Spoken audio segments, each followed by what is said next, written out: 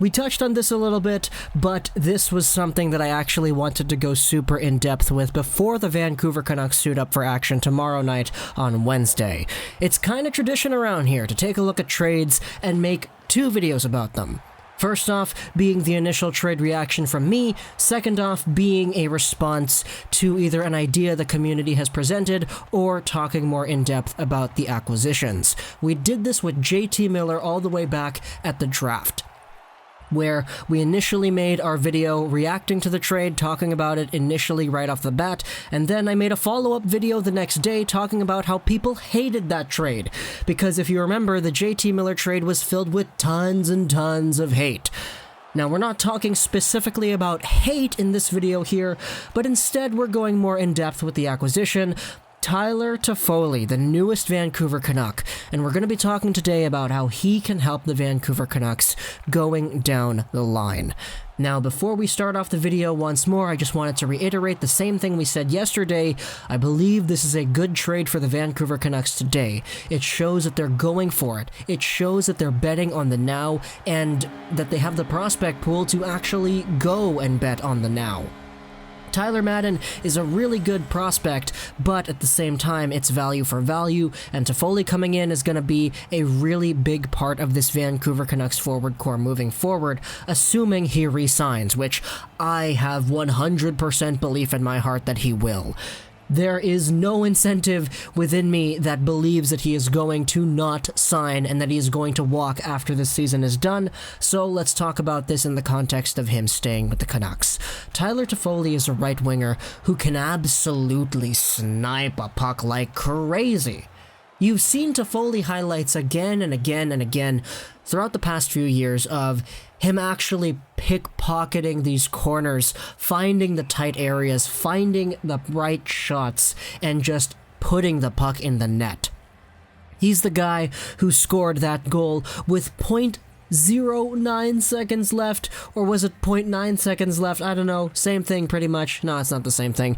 But he scored a goal with less than a second left in overtime after a face-off against the Boston Bruins. He's got a whole bunch of goals coming in on the breakaway, where he absolutely picks a corner and he snipes it so beautifully. Tyler Toffoli has developed himself into a prime-time NHL scorer, and a guy who's had a lot of success with the Canucks who are on the team right now, it's only really one, Tanner Pearson. Back when that 70s line was a thing, he came into this league with Tanner Pearson and Jeff Carter. They totally tore up the postseason. Some will say that that 70s line is the only reason the Kings were able to beat out the Chicago Blackhawks in the 2014 playoffs. But that line was filled with a ton of success, and Tyler Toffoli was a guy who could absolutely just rip a puck and set up some nice offensive plays in that run. Toffoli is a guy who at the moment has 34 points in 58 games played. He's on pace for at least 20 goals. He's at 18 right now. He had 13 all of last season, so he's definitely been improving his game after having that down year. But if Toffoli can come back to Vancouver and go back to his 30-goal self, which he was 4 years ago, that would be the best case scenario, assuming, of course, he does re-sign. Toffoli is a guy playing on a bad LA Kings team, and a lot of LA Kings fans in my comments yesterday were saying that Toffoli was indeed the best player on that squad. Now, that's not saying a lot, considering the LA Kings were bad this year, but getting a team's best player in any scenario is a good thing, especially if the only thing you're taking away from your current day roster is a Tim Schaller.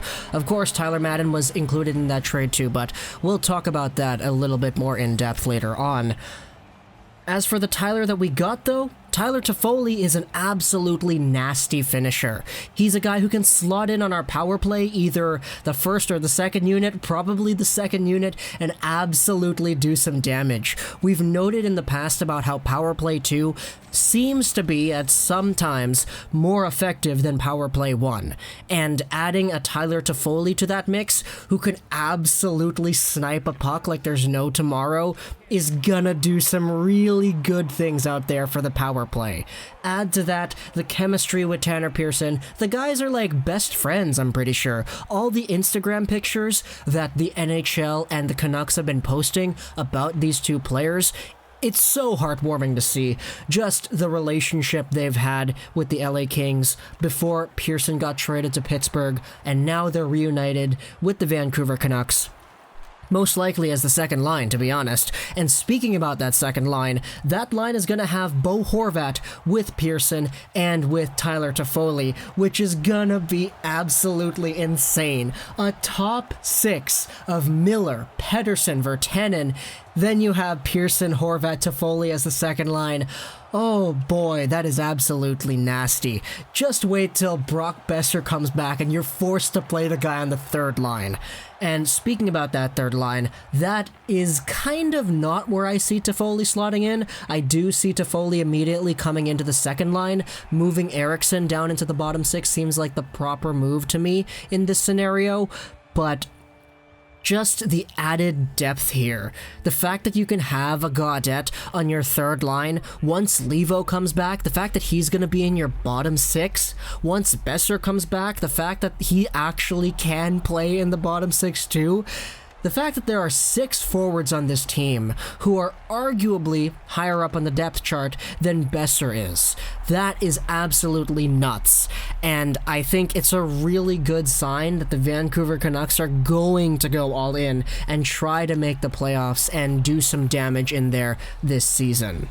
And assuming Toffoli re-signs and comes back to Vancouver next year, which I do believe the Canucks are going to do, the conditional 4th round pick is there just in case he does re-sign and come back to Vancouver. That's not really a big deal to me.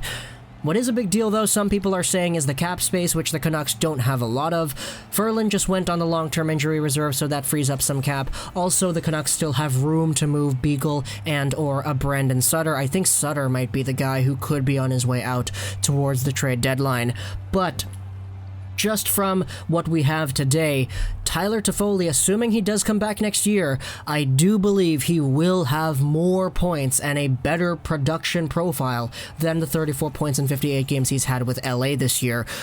Because we saw the exact same thing with Tanner Pearson. Pearson wasn't doing too well with the Pittsburgh Penguins. Then he came over to Vancouver and all of a sudden, boom, he's a legit top 6 again and he's producing at the best rate of his life. Tyler Toffoli, I don't want to say he's going to be doing the exact same thing, but I will try to say that he will be better than what he was with LA this season. And this season was already a bounce back from what he accomplished in 2018-2019. So Tyler Toffoli with a full year playing with Bo Horvat and playing with Tanner Pearson once more with that 70s line teammate that he got over there, I think it's going to be a really, really, really nice thing to see develop in front of our eyes. And it's crazy because this is just going to be the second line. Like, we still have another forward line that, in theory, is a better production line than this one. We have Pettersson, Miller, and I guess Virtanen, swap in Besser once in a while when he's healthy, but that's our primary line. It's crazy because we got a guy who legitimately solidifies our top 6 as deadly. Our depth is great now, and I'm so excited. I can't believe that the Vancouver Canucks actually got Toffoli. I can't wait till tomorrow to see the damage that he'll be able to do with the Vancouver Canucks. I hope he wears 72. Not 72 like the number 72, but 70 as well, like Tanner Pearson did. We can have him centered by Zach McEwen, form another 70s line. That will be really cool, but obviously it's going to be Horvat as the center for that. Isn't it great? Horvat now has legit wingers for him. A year ago, we were debating this. A year ago, Horvat's wingers rotated between like everybody. He played with Schaller, he played with Besser, he played with Levo, he played with Roussel, he played with Goldobin. Bo Horvat has had the worst luck when it comes to getting line mates. And he finally has some NHL scoring caliber wingers at his disposal to throw the pucks over to and to find some good assists. Bo Horvat, Tanner Pearson, and Tyler Toffoli is the second line of the future, and I can't believe we actually have it. Now, of course, that's all dependent on whether or not Toffoli resigns, but as I already stated, I believe he's going to do that. There is no reason the Canucks should let this player walk. And if he does resign, then that justifies the Schaller, the Madden, the second, and the conditional fourth to a T. It makes it very much worth, in my opinion. So, that, to me, is what Tyler Toffoli brings to the Canucks. Hope you enjoyed this video. そして、Shows 99. And bye.